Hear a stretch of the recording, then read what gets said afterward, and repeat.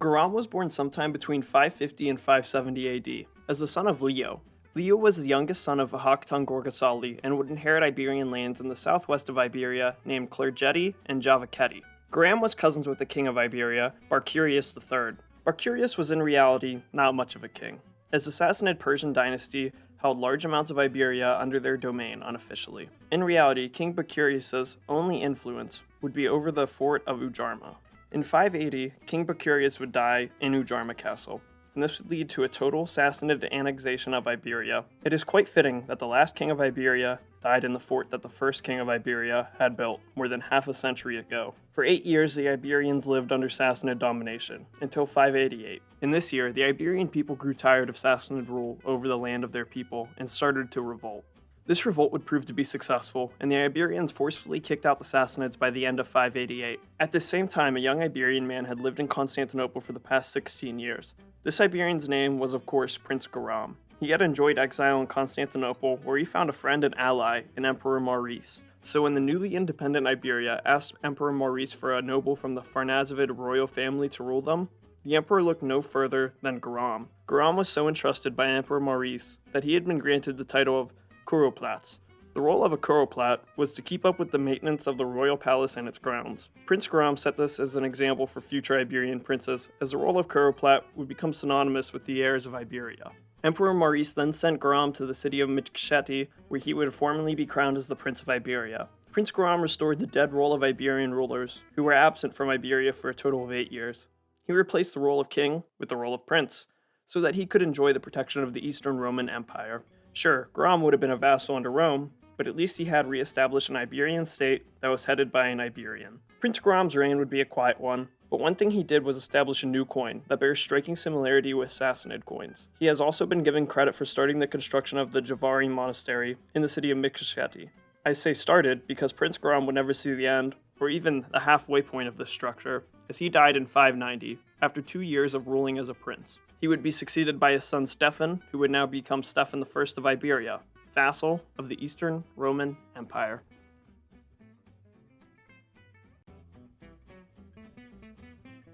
Stephen I of Iberia was born sometime around 560 to 570 AD. His father was Prince Guram I of Iberia, and his mother is unknown. Stephen would have been born as a prince of Iberia, and when his father agreed to become a vassal under Rome, there was no way to escape the role of prince to become a sovereign king of Iberia. This role, as a prince and not a king, always left Stephen with something of a chip on his shoulder, but for now, there was nothing he could do about it. In 590, Stephen would become the head prince of Iberia, after the death of his father.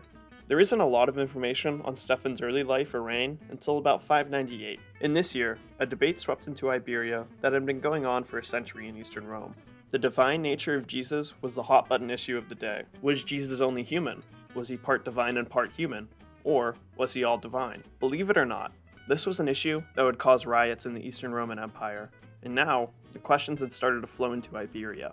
Almost 100 years ago, in 451 AD, a council had come together in the city of Chalcedon that was located in modern-day Turkey. This council had decided that Christ's nature was equally human and divine. Stephen and his Georgian Orthodox Church found this to be a farce, and supported the idea that Christ was only divine in nature, also known as Monophysitism. This was a change for the Georgian Orthodox Church, who had mainly supported the Chalcedonian double-natured divinity of Jesus. It only took about a decade for the Georgian Orthodox Church to overturn this decision and return to Chalcedonian views, though. Stephen and the church most likely turned back to Chalcedonian views so they could enjoy a closer relationship with their Chalcedonian overlord, Emperor Heraclius of the Eastern Roman Empire. And so by 608, the Georgian church left their Monophysite beliefs for Chalcedonian ones. Of course, a large portion of the Iberian population still held on to Monophysitism, though. This left Stephen with the sour taste in his mouth. Why should he have to believe in what his overlord believes in? This question would lead Stephen to lean more towards the Sassanids than his own Roman overlord. This pro-Sassanid outlook is exemplified in his coinage. Just like his father did, Stephen styled his coinage to look very similar to Sassanid coins and earlier Iranian coins. It seems silly to run towards the protection of the Sassanid Empire, who had annexed Iberia for a total of 8 years. This was still fresh in the memories of many Iberians. Iberia once again flipped sides to join with the Sassanid Empire in 626. There was no question that Emperor Heraclius would invade Iberia, as the Sassanid-Byzantine War had been raging now for over 20 years. Surely, the Sassanids would help their new Iberian ally. and they probably would have helped them a lot more if it wasn't for a new power entering this war. In 626, Emperor Heraclius asked the Khazar Khaganate to join in his war against the Sassanids. There was just one obstacle in the way of this plan, though. Heraclius had to get the Khazars through the Caucasus Mountains, and to do this, he needed to regain control of Iberia. Prince Stefan was probably terrified when Emperor Heraclius showed up to the walls of Tbilisi with early versions of a trebuchet, as well as a horde of nomadic horse lords. The Sassanids did end up assisting Stefan, as they sent him soldiers to reinforce Tbilisi. Unfortunately for Stefan, these soldiers would not be enough to hold out against the combined forces of the Eastern Roman Empire and the Khazars. Eventually, these two forces breached the walls of Tbilisi and took King Stefan as a prisoner. Heraclius also tried to decimate the remaining Monophysites that remained in Iberia. Emperor Heraclius had reinstated his overlordship over Iberia by placing Adarnase I as the Prince of Iberia. Adarnase was a cousin of Stefan, whose father was Bakur III, the last king of Iberia.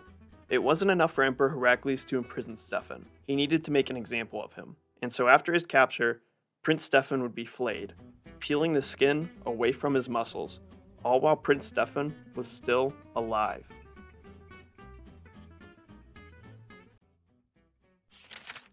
Ardanase I was born sometime around 570 to 580 AD. He was the son of the last king of Iberia, Bakur III, who had lost his kingdom to the Sassanids a few decades ago. After Eastern Roman Emperor Maurice installed his cousin Guaram as the ruling prince of Iberia, Ardanase would maintain a ducal position over the city of Kakheti. Having been reduced from the position of future king of Iberia to a duke under a second cousin who had no real power, Ardanase bided his time, waiting for any opportunity that would help him to regain any of his lost power. The waiting would eventually pay off, and the perfect opportunity was found in 626. Ardanase's cousin, Prince Stefan, would defect from his Eastern Roman vassalage and challenge the overlordship of Emperor Heraclius. This was a mistake for Stefan, who would soon come under siege at his capital of Tbilisi, under the combined forces of Emperor Heraclius and the Khazar Khaganate. Along with these two overwhelming large forces, a third, much smaller one would join them. Adarnase knew that if he assisted Emperor Heraclius, then he would become the new ruling prince of Iberia. After the torturous, brutal death of his cousin, Prince Stefan, Adarnase would be crowned as Prince of Iberia in 627 AD. A new power was rising quickly, further south, as the Islamic religion rose in the Arabian Peninsula. The followers of Muhammad quickly unified the Bedouin tribes of Arabia, then they looked to expand.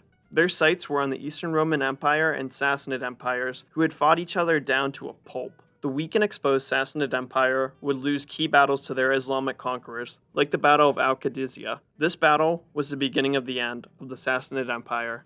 Adarnase could see this. It wasn't hard to figure it out. So he took this as an opportunity for revenge against the Sassanids, who had annexed his kingdom in 580, after the death of his father. The nearby Prince of Albania, Javanshir, participated in the disastrous Battle of Al-Qadisiyah, and returned to his kingdom with no hope for a future with the Sassanid Empire. Upon his return, he wrote to Eastern Roman Emperor Constans and asked for an alliance. Constans would agree, and Prince Ardanase took no time at all in assisting his Albanian Caucasian neighbor. Adarnase and Javanshir went about kicking out Albanian Sassanid garrisons and were largely successful, freeing Javanshir completely by 637 or 642. Prince Ardanase was much loved by Eastern Rome, who bestowed titles on him like Hippastos, which meant the Supreme One. He also received the title of Paratokos, or Patrician, leaving Adarnase as a respected noble. His final title was the most prestigious one, though, Stratolets. This translates to leader of the army. This he might have earned with the 626 siege of Tbilisi, or through the assistance that he gave to Prince Javanshir. Due to the low amount of records on Prince Adarnase, there are two possible years for his death. These years include 637 or 642 AD. No matter which year he died, the result of his succession would be all the same. He was succeeded by his son, Prince Stefan II of Iberia, ironically, sharing the name with the cousin that he had helped to overthrow.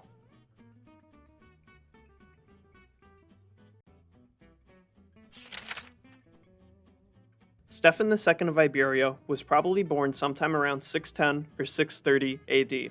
At the time of his birth, Stefan's father, Adarnase, was the Prince of Iberia as a vassal of the Eastern Roman Empire. His mother's name, like many in this time period, have been lost to time. Stefan II was bound to a life of service to his overlord, Emperor Heraclius. He would have been gifted the rank of a patrician in the Roman society, which equals out to a noble. His father might have died in 637 or 642. In this case, The difference does matter. For the sake of this video though, most of the evidence for Prince Stefan II points to him becoming Prince of Iberia in 637, so we're gonna go with that.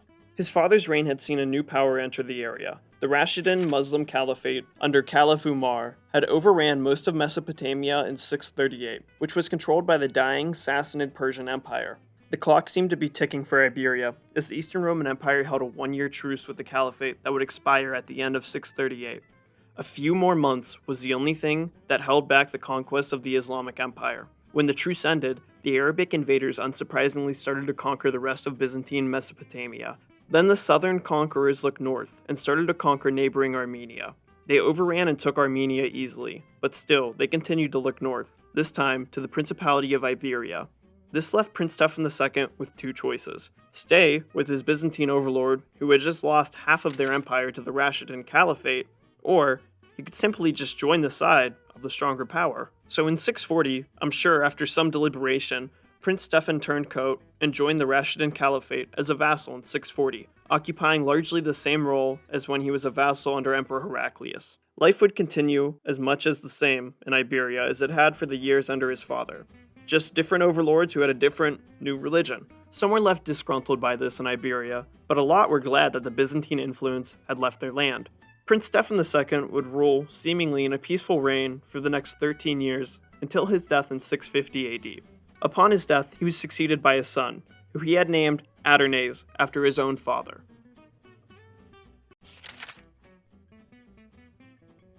Adarnase II was probably born around 630 to 640 AD. He was the son of Prince Stefan II of Iberia. He was named after his grandfather, Prince Adarnase I. Sometime during his adolescence, Adarnase would see the transitional period of Islamic hegemony over Iberia. This process of readjustment had been started in 640 by his father, Stefan II, who had saved his people from the Rashidun Caliphate by voluntarily becoming a vassal to them instead of Eastern Rome. Besides having to pay the new jizya tax, there was no real change to Iberia, other than an introduction of a new religion. Adarnase's father seemed to fall in line with his new overlord, all while Adarnase was being groomed to become the next ruling prince of Iberia.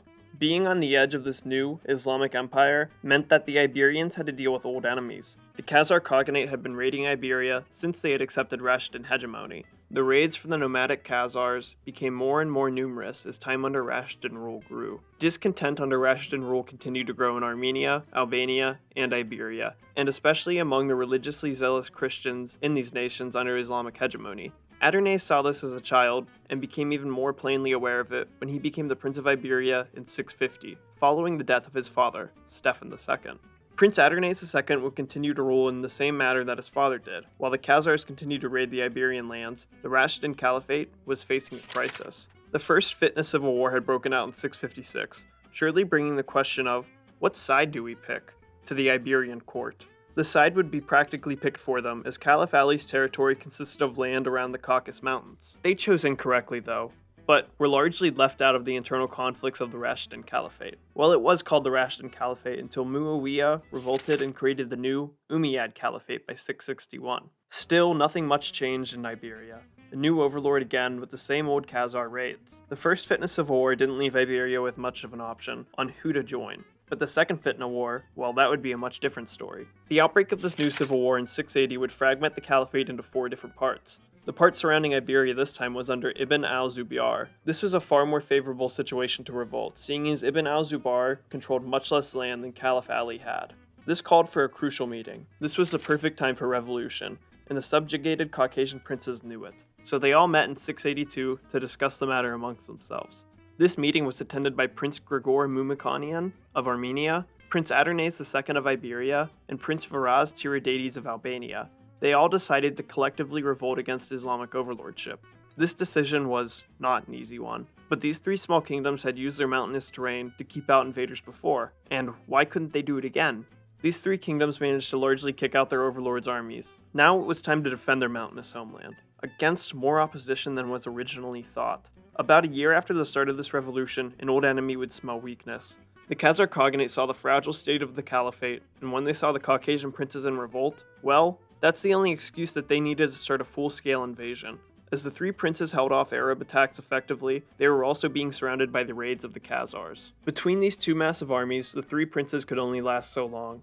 Varaz Tiridates of Albania gave up first and submitted back to Islamic overlordship as he wanted to focus on the raids from the Khazars. Then, Iberia and Armenia would be devastated by the Khazar raids, while the Arabs cleaned up the rest of this little rebellion.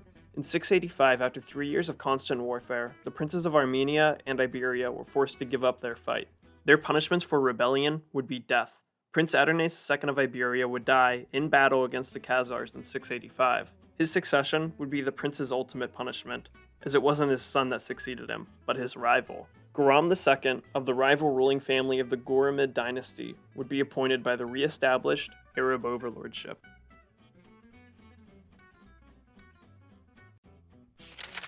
Guram II was probably born sometime in the middle of the 7th century AD. This is just a guess, as we have no way of knowing his age. We don't even know who his real parents are.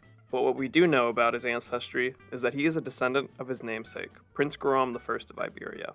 Guram II belonged to the Guaramanid dynasty of princes that hailed from southern Iberia. These princes were forced to give up their principality with the death of Prince Stefan I. Since then, the Guaramids have been reduced to the status of Aristavi, which roughly translates to a duke. The family rivalry between the Guaramids and the previous kings of Iberia, the Chosroid dynasty, would reignite during the reign of Prince Adarnase II Chosroid. With help from neighboring princes, he revolted against his Arab overlord. It is unknown which side Guram II joined, but we can assume that he prayed for the loss of Adarnase II. This prayer would be answered as Prince Adarnase II would be killed while in battle against the Khazar Khanate. Having a base in the south of Iberia meant that Duke Guram found little to no Khazar raiding parties that tormented the north of Iberia. After the Umayyad Caliphate had restored their control over Iberia, they were left with a decision. They could either annex Iberia and subjugate its people, which would take a lot of time and money, or they could reinstate an Iberian prince to rule for them, and hope that they didn't revolt again. The Umayyads would pick the latter option, and install Prince Guram II on the Iberian throne. Prince Guram found himself in an unsafe situation, being smashed between the lands of the Byzantines and the Arabs, who both wanted to own this little principality. In fact, they both wanted it so bad that they decided to split it between themselves. How does that even work? Well, they didn't actually split the land. No, that was still technically under the control of Guram. Instead, the two empires split the tax revenue of Iberia between them, along with neighboring Armenia. Guram now had two overlords to serve. In the west was Justinian II of the Eastern Roman Empire. In the south and east was the Umayyad Caliphate, with their leader, Caliph Abd al-Malik. Being split between two rivals meant that at some point, Guram would be forced to pick a side. In 692, the peace that the Umayyads and Byzantines had enjoyed for the past 12 years would be broken, when a force of 30,000 Byzantines were defeated at the Battle of Sebastopol. Despite this loss, Guram picked the side of the Byzantines. The Arabs then re-solidified their rule over the Caucasus mountain range by regaining hegemony over Iberia in 693. Prince Guram II would find death in that same year of 693. I think it is likely that he was killed by the Umayyads, who favored his son Guram III more. The Umayyads wanted to stop the rebellious Caucasus princes, so they created a new viceroy who was stationed in the nearby Armenian city of Divin. By doing this, the Umayyads created a more direct rule. From here on out, the princes of Armenia and Iberia would answer directly to the viceroy.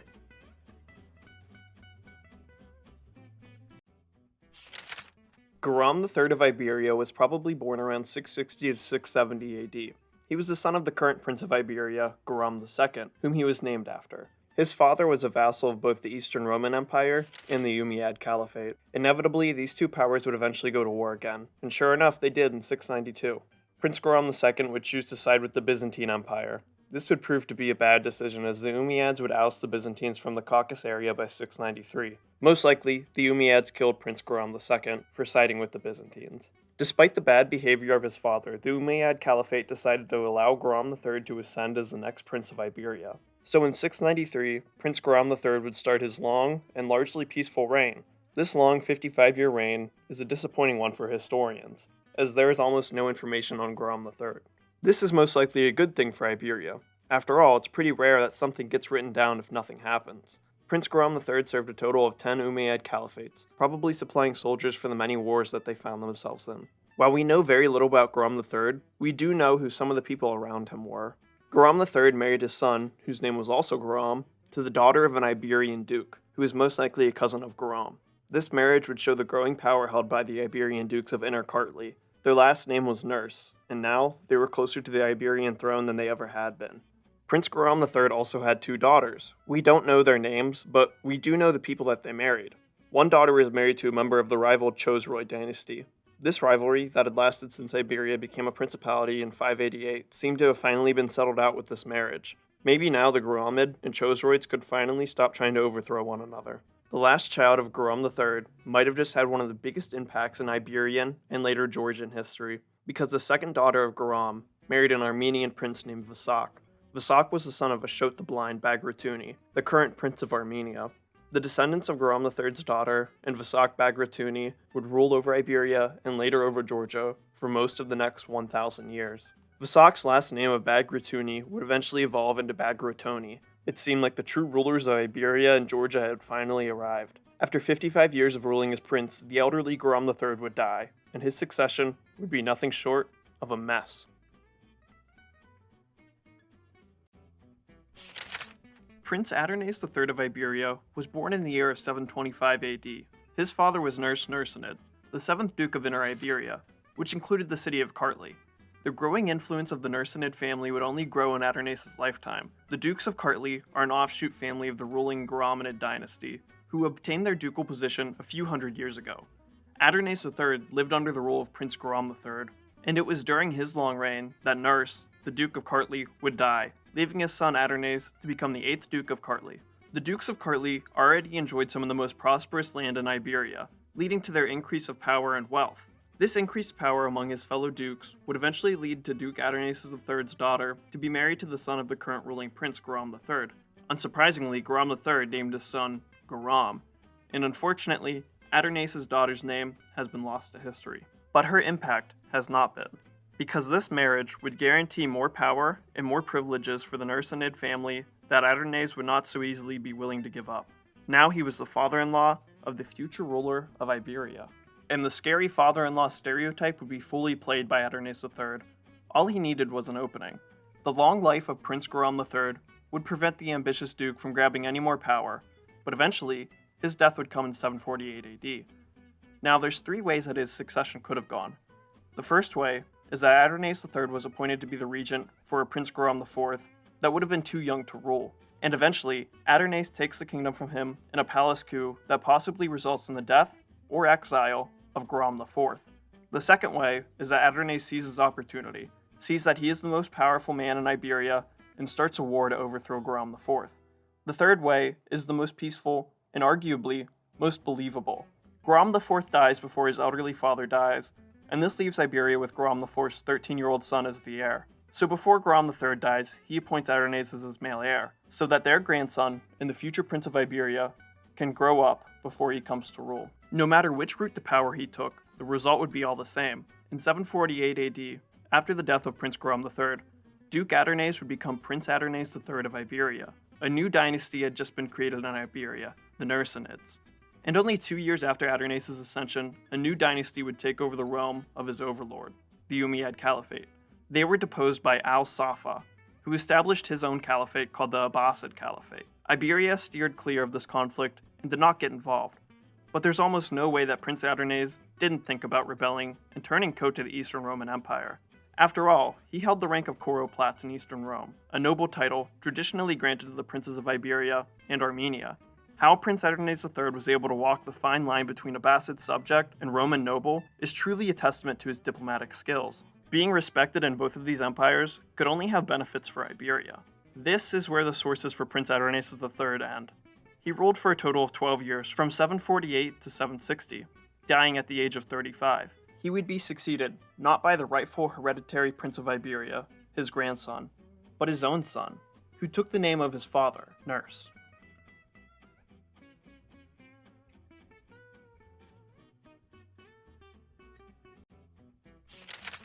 Prince Ners of Iberia was born in the year of 745 AD. He was the son of the Prince of Iberia, Adarnase III. Ners was named after his grandfather, who in turn is the namesake of the ruling dynasty called the Nersianids. This dynasty has only ruled as the princes of Iberia for the past 12 years, under Adarnase III. In 760, at the age of 15, Prince Ners succeeded his father, who unfortunately died at the early age of 35. His father left his teenage son in an awkward position, as he inherited the Eastern Roman noble title of Choroplats. The reason why this is an awkward and convoluted situation is that Prince Ners and his father before him were subjects of the Abbasid Caliphate. While his father did this most likely as a political power move to move closer to the Eastern Roman Empire, it would ultimately have terrible consequences for his son. The rank of choroplats did not go unnoticed by the Abbasid overlords. This rank did manage to diplomatically checkmate the Arab overlords who risked a war with Eastern Rome if Iberia were to revolt, leading to rising tensions and a sense of false security for Prince Ners. This false security would be challenged in 772. After 12 years of ruling Iberia, Ners's overlord, Caliph al-Mansur, grew continuously more suspicious of the intentions of the prince. Eventually, this suspicion would lead to the need for a meeting. Al-Mansur requested for Prince Ners to take the journey to the Abbasid capital of Baghdad. Feelings of dreadful butterflies most likely filled the nervous Prince Ners. The intentions of Al-Mansur were probably unclear to the prince even as he entered the gates of Baghdad, but they soon became very clear when Prince Ners found himself behind the bars of a prison. Now Iberia's prince, and choroplat, was hundreds of miles away and trapped indefinitely. Iberia was now fully and totally at the mercy of Caliph al-Mansur. Even more soldiers from the Abbasids would have been sent to Iberia, on top of the garrison already stationed there. It seemed to everyone that 130 years of Islamic overlordship would result in the annexation of Iberia. The imprisoned Ners would have to sit in his hot Baghdad prison cell, waiting for the day that he could return to Iberia. For 3 years he sat in that cell, until his release in 775. When Caliph al-Mansur died in 775, he was succeeded by his son, al-Mahdi, who was more friendly and more benevolent of a ruler than his father. Along with a flurry of reforms that were instituted at the start of his reign, he also released many of his father's prisoners, including the 30-year-old Prince Ners of Iberia. Ners would immediately return to his Iberian principality after promising the Caliph that he would behave accordingly. He was received back with open arms from his people and his re-established royal court. When Prince Ners was imprisoned by Caliph al-Mansur, he left behind his wife and his adolescent daughter, who was born in 765. She is unnamed throughout the sources, but still provides impact to the story and future ones. This unnamed daughter was married to Adarnase I, the Duke of Tao-Klarjeti. This duke was already a cousin through a marriage of one of Prince Guaram III's daughters. This would mean that the future dukes of Tao-Klarjeti would be related to both the Nersianid Dynasty and the Guaramanid Dynasty. A fantastic position to find yourself in, seeing as there was a dynasty change almost every 20 to 50 years. You would think that the Nersianids would have learned through their own ascension that powerful dukes are bad for ruling princes. Even after being imprisoned by al-Mansur, Prince Ners retained his title of choroplats, as well as his obvious Eastern Roman favoritism. This would ultimately lead to more of the same problems that he had just experienced in his first reign. Instead of confronting the problem, he simply ran away from it, which is entirely reasonable, considering that all he got from confrontation before was 3 years behind Baghdadi bars. In 779, after only 4 years of reign, Prince Ners ran through the Daryal Pass that cut through the Caucasus Mountains and separated his realm from that of the Khazar Khaganate. The Khazars have traditionally been the enemy of Iberia, seeing as they had a habit of raiding and invading the little territory. Prince Ners took a few people with him on this journey, including his wife, a few soldiers acting as a bodyguard, and a fanboy from Baghdad. His name was Abbo, and he was a Muslim perfume maker that Nerses had met during his time in Baghdad. Abbo was very interested in the Christian faith that this Iberian prince followed, so much so that he followed Nerses the whole way back to Iberia, and now into the unknown land of Khazaria. The Khazars greeted the runaway Nerses openly, but did not want to provoke the Abbasid Caliphate like Nerses had hoped. While his time in Khazar land would be a letdown for Nerses, it would be a highlight for Abbo, the perfume maker. This was the first time that he had ever been outside the control of the Abbasid Caliphate, and he felt more free than ever. So Abbo would convert to Christianity and be baptized, with Prince Ners most likely attending this ceremony. Seeing that the Khazars would not assist him, Prince Ners moved on to Abkhazia, another Georgian kingdom similar to Iberia that had claimed independence from Eastern Rome in 778. Here, Prince Nerses sought refuge with King Leon II of Abkhazia. Here he was again denied help in reclaiming his throne, as Abkhazia had their own problems to contend with. The title of choroplats also seemed to mean nothing, as it had caused him a lot of trouble, and now Eastern Rome wouldn't even help him. The discouraged and deposed prince returned to Iberia with his entourage and traveling companions. While he was gone, the Abbasid Caliph installed his nephew, through his sister, as the Prince of Iberia. His name was Princedom III, and his enthronement brought back the Guaramanid dynasty that had been overthrown some 40 years ago. Ners wasn't here to reconquer and revolt, but he only came to retire. The former prince grew tired of running and looking for allies, so he surrendered. This took a great amount of courage, considering the threat that he may be imprisoned by the Caliph once again. Fortunately, his surrender was taken kind-heartedly, and he was able to live the remaining years of his life peacefully and in his homeland, where he disappears from history by 782. As for his loyal servant Abbo, he would follow Ners to the city of Tbilisi and begin to preach very vocally about his new Christian religion. This was fine with the Abbasids until they learned that he was a former Muslim, and this would lead to his arrest. And when Abo refused to give up his Christian faith, he was executed. Eventually, he would be martyred and become Saint Abo. The life of Prince Ners is unique, as he is the only ruling prince of Iberia to retire from that role. He is also, ironically, the last member of the Nersianid Dynasty that he shared his name with. Stefan III, the future 10th presiding prince of Iberia, was born sometime between 750 and 760 AD. When he was born, the only thing that he was destined to inherit was a little dukedom in the east of Iberia called Kakheti. Stefan's father, whose name is only listed as Duke Gurgen, had been ruling the dukedom for most of his life. His name carried respect in Iberia, as he was a descendant of the Guaramanid dynasty that periodically ruled Iberia a few separate times in the past few hundred years. Not only did Stefan have a connection to the old Guaramanid dynasty, but he was also the maternal nephew of the current ruling prince of Iberia, Prince Ners of the Nersianid Dynasty. He was not so far away from the line of succession, but for him to be on the Iberian throne, something had to be done with the Nersianid house. Despite this obvious point of conflict, it appears that Prince Ners and the future duke got along well.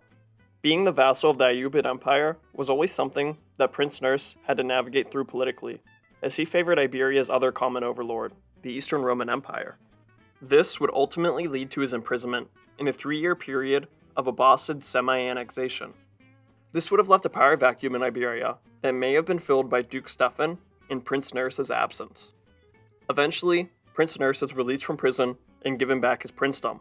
It wouldn't take much long after that for Ners to make his Abbasid overlords mad at him once again. In 779, Prince Ners runs away from Iberia as tensions started to reach a boiling point. It's unknown what sort of involvement Duke Stefan had with these events, but the result would be all the same for him. When Caliph al-Mahdi finally arrived in Iberia, he appointed Stefan as the new ruling prince. Prince Stefan III of Iberia was probably young when he was appointed prince. His whole 7-year reign would see him wield very little to no power. He was by all means just a puppet ruler. While the Iberian princedom had been a vassal for the past 200 years, they usually retained some kind of independence through their unique culture and usually competent princes. It does not appear, however, that Stefan was one of these competent princes, as we will soon find out. But perhaps I am being too hard on him, as he was handed an Iberia that had just recently been annexed by the Abbasid Caliphate just 3 years ago. As always, the sources go blank for a while, until 786. And this year, a converted Muslim by the name of Abo attracts the attention of the new caliph, Harun al-Rashid. He was a bit more zealous than his father before him, so when Abo started preaching, he persecuted him. Abo would be executed in Tbilisi for preaching the Christian faith despite originally being a Muslim. At the execution alongside Abo was, quote, a young Iberian prince. The sources don't specify on who this Iberian prince might be, but is most likely one of the two men. The overthrown Prince Ners, who originally brought Abo to Tbilisi. This would make sense until you look at the young in that quote. Prince Ners would have been 41 at this point. Not old, but certainly not quite a spring chicken. Prince Stefan III, on the other hand, was between the ages of 25 and 35 years old, considerably younger than Ners. The conclusion can then be made that Prince Stefan III was executed by his overlord, Caliph Harun al-Rashid. Having had enough of Iberia as a vassal, al-Rashid then finished Caliph al-Mansur's work by fully annexing the Principality of Iberia into the Abbasid Caliphate. After playing political chess to stay alive for more than 2 centuries, the Principality of Iberia no longer existed as an entity. The Nersianid, Guaramanid, and Chosroid dynasties all seemed extinct and held no sway over the land that they had all married, betrayed, and fought over. Well, that statement's almost true. If there wasn't a family that could claim descent from both the Chosroid and Guaramanid dynasty.